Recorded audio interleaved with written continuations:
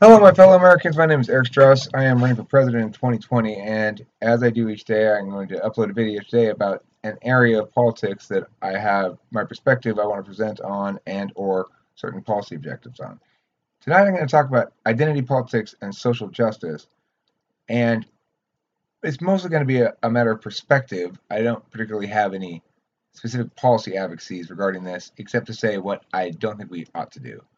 So, unlike many of these videos, I don't have a document that I'm going to read in discussing this. I'm going to kind of freestyle it, but I do have a simple outline that I'm going to follow, and that simple outline is I'm going to go over gender identity, sex identity, racial identity, sexuality identity, and class. I might do if I feel like it at the end. It's a little less relevant. Okay, so first of all, identity politics, one of the reasons I'm talking about it right now is that it's a bit of a hot button wedge issue. It tends to attract a lot of attention from people, and by and large, people are extremely passionate on one side or the other. An example of why gender politics comes into play as such a example of how gender politics comes into play as such a hot button issue is Jordan Peterson. In Canada, they passed a law regarding the use of gendered pronouns, which upheld the idea that people who don't identify as a single gender or as the gender that matches the sex they were born as, in those instances, that people ought to defer to the preference of the fluid gendered person regarding the pronoun being used. So Jordan Peterson became a very successful, well known, famous uh, YouTuber. And the reason for that is mostly because of the fact that he stood up against that Canadian law and against the idea that individuals ought to use the preferred pronoun of the person with whom they're speaking. I agree with Jordan Peterson about that, but I think that we have there are right ways to understand why we ought not do that, and there are less right ways to understand that. So here's the thing: is it true that individuals express their gender in a variety of ways, each of which contrasts or compares against a standard societal norm representation of masculine and feminine? Yes, of course. Not everybody chooses to self identify as masculine and therefore a man, and not everybody chooses to self identify as feminine and therefore a woman. Some people might choose to self identify as a male physically who identifies in terms of his presentation in the world as a woman. This individual, no doubt, would prefer to be called she and be thought of as a woman by others. I don't think there's anything wrong with that person preferring to be called she and wanting others to see her as a woman. However, there are also instances where you have individuals who reject the idea that gender should be binary. And they say, I want you to use some sort of combination pronoun. That's a combination of she and he, like z or je or something like that. Uh, okay, well, the thing is, you're fully entitled to have that preference and even to ask me to accommodate you in that preference if you wish. Now, here's the thing about gendered pronouns, transgenderism in general, and the difference between behaviors and perceptions. The main reason people think that we ought to afford transgendered people the courtesy of using their preferred pronouns is because it's hard to dispute the fact that we ought to afford transgendered people the courtesy of using the name they'd like to be called. I have, in the history of talking with trans people, experience working with a transgendered individual named Tiffany. Now, he was my tech guy, and he is the person who originally designed the bot and auto upload system that is being utilized right now in this room. I'm also recording it locally for upload, but that's neither here nor there. This individual, Tiffany, when I first met him, had begun to transition to a woman by growing his hair out and such. And many people deferred to his desire to be called she. Of course, I deferred to his desire to be called Tiffany, because if somebody tells you this is my name, then choosing to use a different name is to actively disrespect that person. It's not my place to tell you which name you should be called by. It may not be your normal role to choose your own name, but there's no reason why I shouldn't defer to your preference there. After all, if I'm calling you by your name, that doesn't refer to my perceptions at all, but rather to the title by which you're known. I'm known as Eric. If you were to call me Erica, for example, I would have good cause to say, please don't do that. I don't like that. That's being rude and disrespectful to me to intentionally call me by a name that I don't prefer to be called by. Because this is so, and most people agree with it, transgendered advocates, or the advocates of the transgender community, have conflated something and made a bit of a leap of logic that they use to justify their claims that others have an obligation to adhere to their pronoun preferences. Namely, what they've conflated is the way that a name works and the way that a pronoun works. So, yes, I called him Tiffany, and I also called him he and him. And there was some back and forth about whether this ought to be done. There was indication, for example, that there's no reason to just intentionally be a dick. You don't have to choose to say what that person doesn't want you to say, and the only reason you're choosing to do it is because you're stubborn, blah, blah, blah. Except that's not true. I'm not choosing to use male pronouns with Tiffany because I want to offend him. I'm not choosing to use male pronouns with Tiffany because I don't respect his choice to transition to a woman. Although I don't, but that's not why I won't use the gendered pronouns. The reason I won't use the gendered pronouns is because to do so would require me to lie. My pronouns don't reflect the name that the person wants to be called. You get to choose your label. Okay? If your label's Tiffany, I'll call you Tiffany. But you don't get to choose my perceptions. You don't get to compel me to perceive you as a woman. I don't perceive you as a woman. So if I say, yeah, I talked to Tiffany, he said blah, blah, blah, what I'm revealing there is that I'm being honest about how I perceive him. I don't perceive him as a woman, I perceive him as a man. Now, the transgender community would strongly affirm and uphold the value that says we have to respect the legitimacy and autonomous control of each person's perceptions. After all, that's the core engine of their argument. They perceive themselves as a woman, and thus we have to respect that. Okay, I perceive him as a man, and we have to respect that too. So, as a matter of fact, it would be unjust and wrong of me to say you can't or shouldn't perceive yourself as a woman. I might think it's a bad idea, but I would never tell anybody that they have an obligation to change their own self-perceptions. I don't even think it's a bad idea to perceive himself as a woman. I think it's a bad idea to try to transition into one. Still, his prerogative. I'm not trying to pass legislation making transgenderism illegal or something like that. Certainly, I have no opinion about whether or not people should perceive themselves this way or that way. That's entirely up to you, how you wish to perceive yourself. But the lesson here is we don't disagree. We disagree about your advocacy because you don't understand the implications of what you're saying. We both agree that we ought to affirm individuals' perceptions as legitimate in and of themselves and not subject to the control of others. The only problem is you don't apply that reciprocally, so you don't afford me the same courtesy.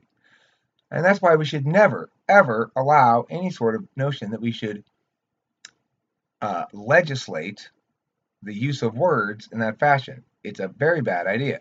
Now let me go on to the second part of the identity politics thing that I want to talk about here, which is sex identity. Okay, so another big thing in the news has been the feminist movement of #MeToo, and there have been a lot of controversial stories about that, including the one about Aziz and Zizi, or whatever his name is, who went on a date with somebody, had sex with her. She consented, or at least didn't at any point withdraw consent or indicate that he should stop, and then wrote a thing in the babe.net talking about how horrible the date was and how she felt sexually exploited, even though at no point did she do anything but consent to everything and go along with everything, and never indicate verbally that she wanted him to stop or do something different. Okay, well, that's not an example of sexual assault. It might be an example of callousness, assuming the guy could read from her body language that she wasn't liking it.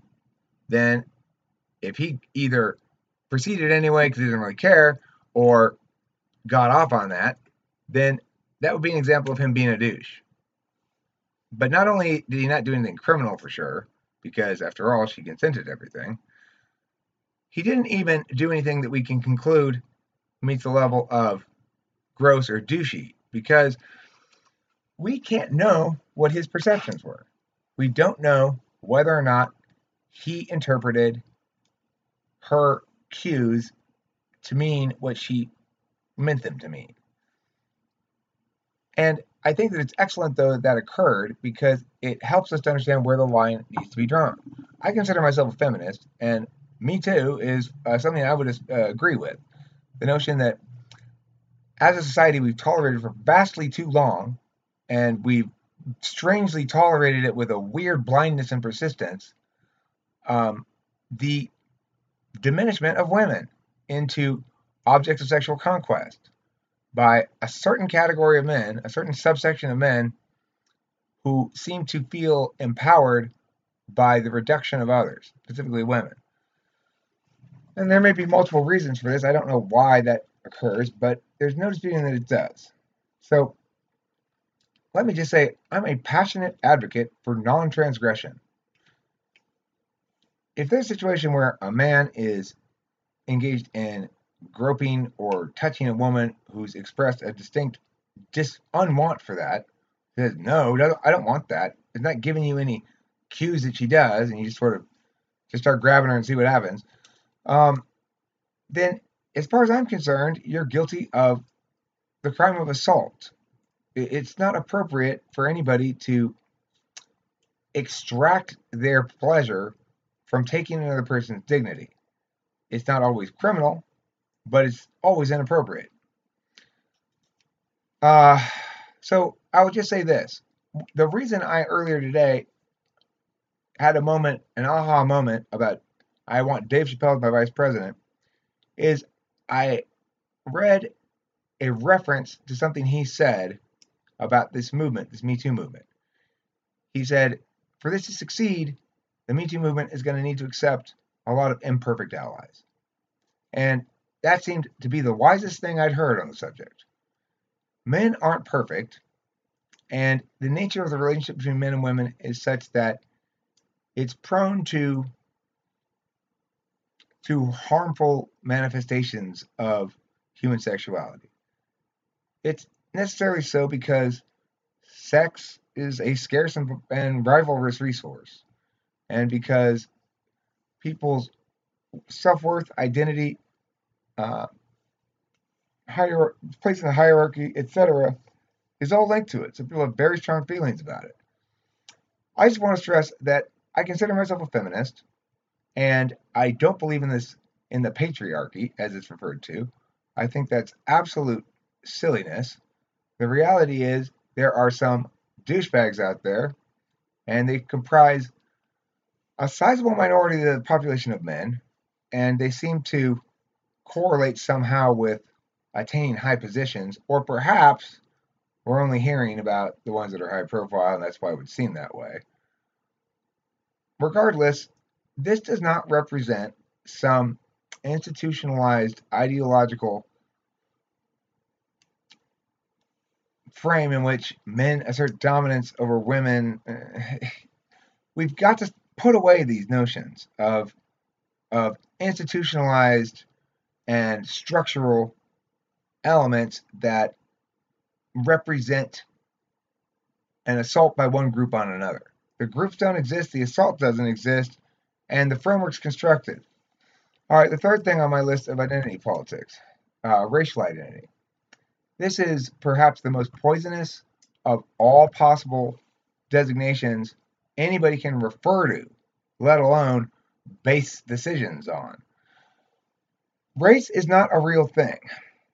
There is no reason whatsoever to think that human beings exist as subspecies called races. We're not different species, obviously, because we can intermate.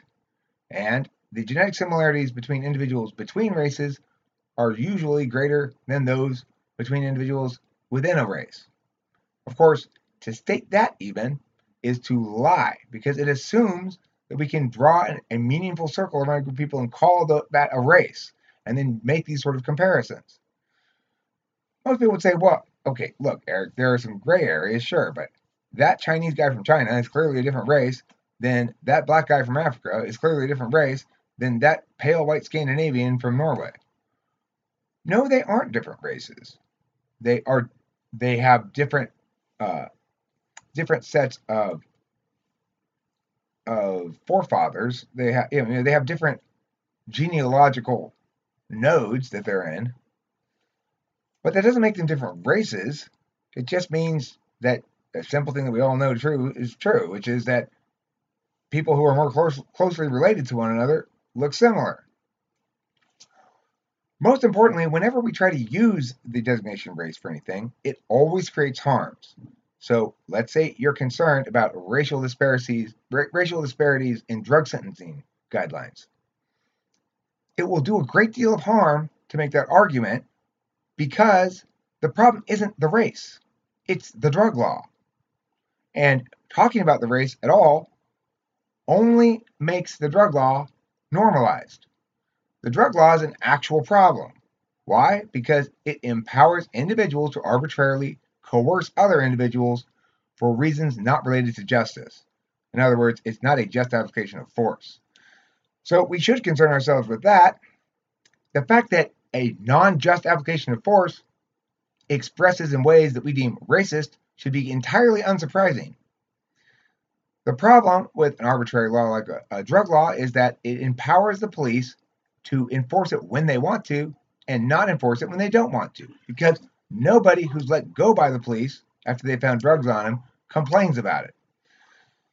As a consequence, the white kids from the suburbs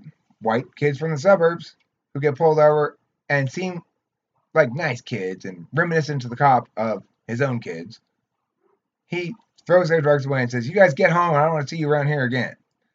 But the urban kids who are blasting hip hop and are driving a lowrider, well, they're clearly bad characters, so they'll get arrested for the drugs.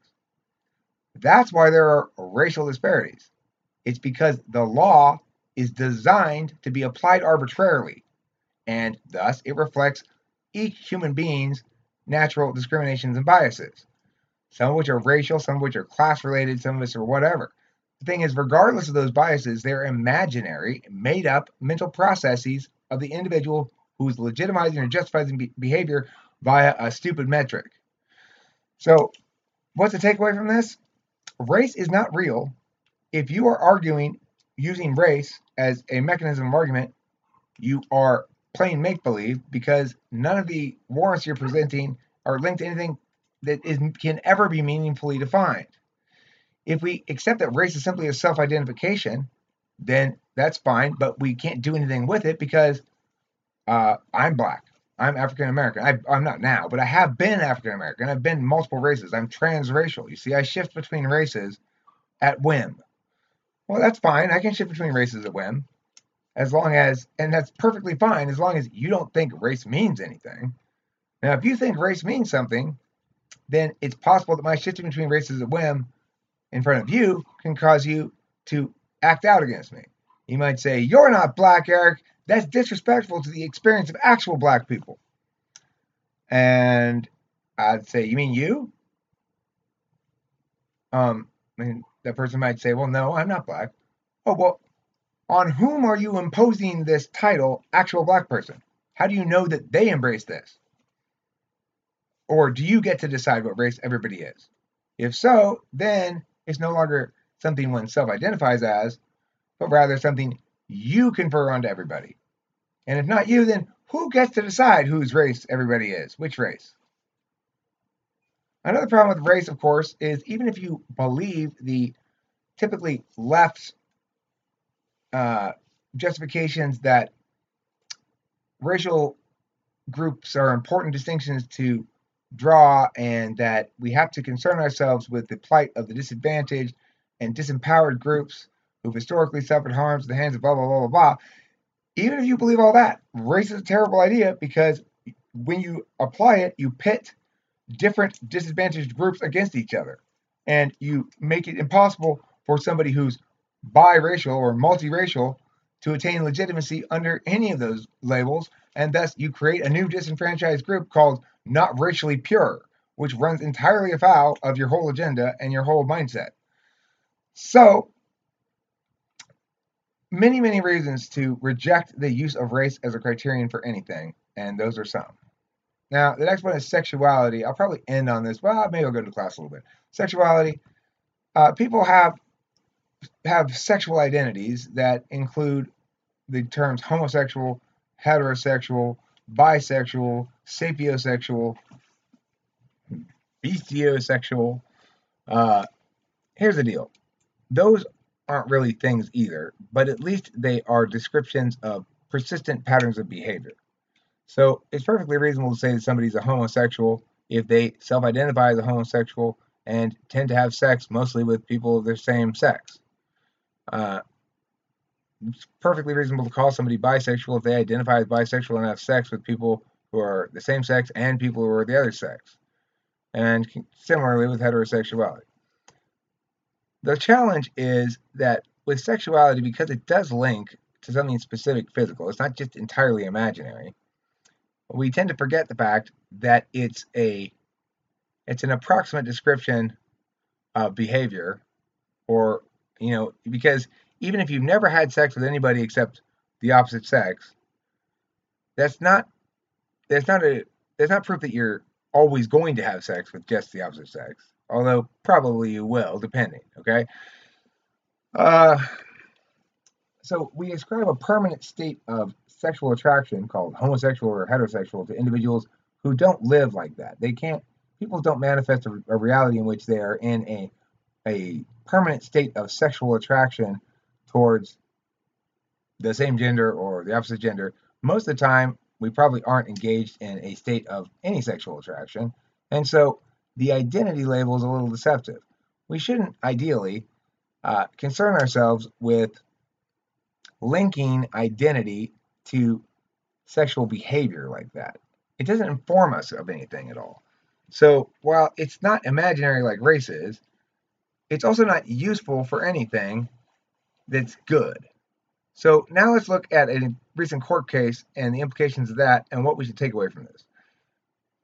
There is in Colorado a baker that baked wedding cakes, and some gay people came in and said, "Can you bake us a wedding cake with two dudes on it?" And they're like, "No, we're religious. We don't want to bake that cake." And they said, "You're discriminating against us," and it went to court. Should businesses be forced to make cakes for gay people if they don't like gay people, if they're religious, it violates their faith or whatever? And the Supreme Court actually heard this case and ruled in favor of the baker, if I remember correctly. I read this just a couple days ago, but I kind of skimmed it. Anyway, but they did so for the wrong reasons. So what they argued is this is discrimination against the religious freedom of the bakers. And that outweighs the concerns about discrimination towards a disenfranchised group. But that's not the reason we should side with the bakers. They don't need to. It could be a reason. It would be the reason if the first reason didn't defeat the thing already. The actual reason we should prefer to side with the bakers is because it's their business. They own the business. They choose to do work for profit. Hold on, Cam. They choose to do work for profit, and the law that would indicate to them that they are not allowed to discriminate against certain parties functionally compels them to do work they don't consensually agree to. Now, the economic process of working and getting paid is one that, when legitimate, is always consensual.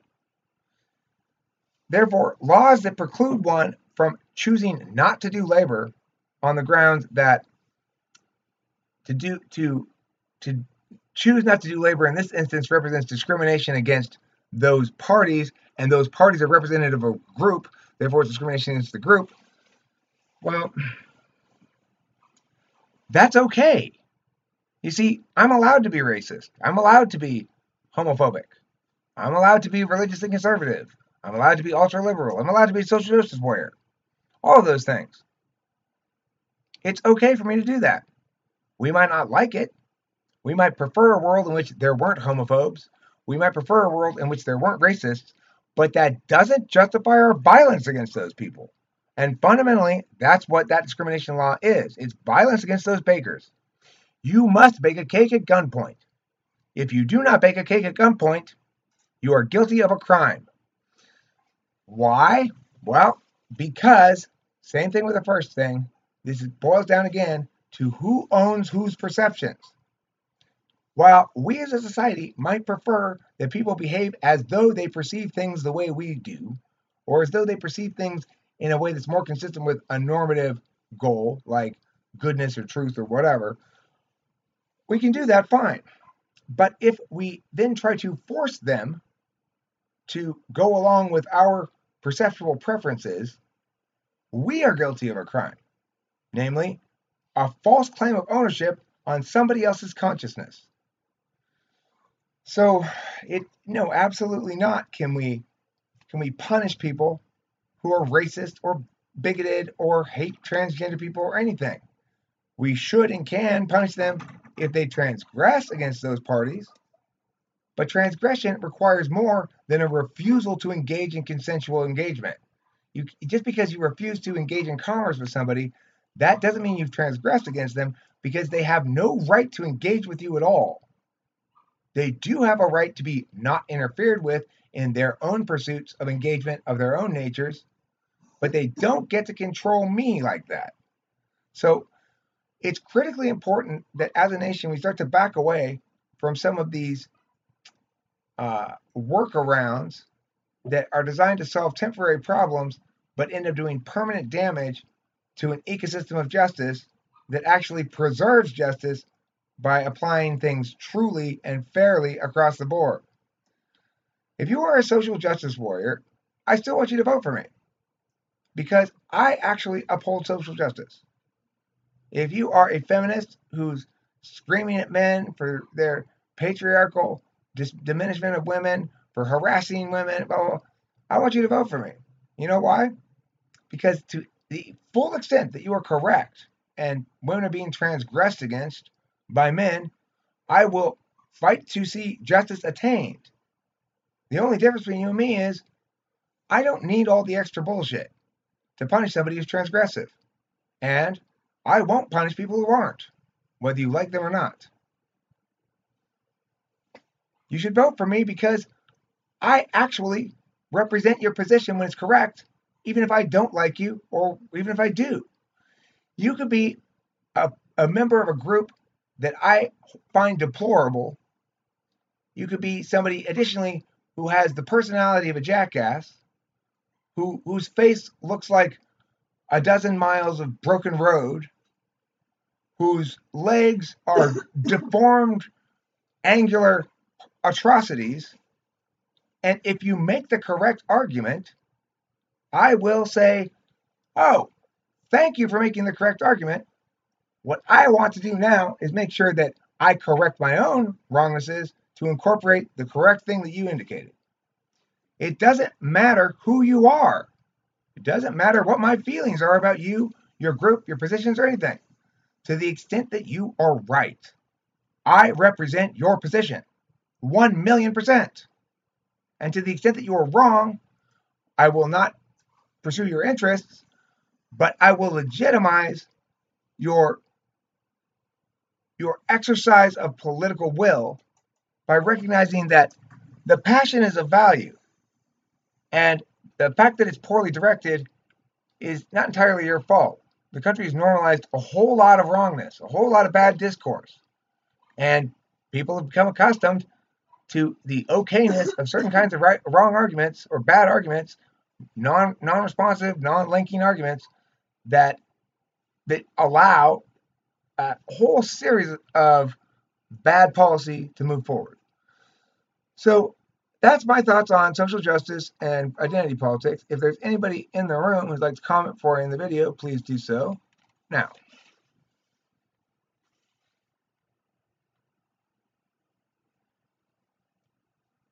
Okay, well, thank you for watching, and thank you for being here in the room. If you're not familiar with the channel yet, I'm sure I'm still preaching to the choir here, but we've got me plus 4 in room 2 at the moment, which has a bot in it, and we also have a full room 1, which I believe doesn't have a bot in it. So there's a community here hanging out, talking about interesting things as always, sometimes politics, a lot of times personality, psychology, things like that. Join us. If you want to talk to me, I'm in here frequently, not all the time, but frequently. You'll run into me soon enough. I'm always happy to engage with voters, or even if you're from a foreign country, that's fine too. I'm super happy to answer political questions and wish to make this the most engaged, actual, interactive presidential campaign in history. Thank you for watching. Don't forget to eat plenty of cheese, and God bless America.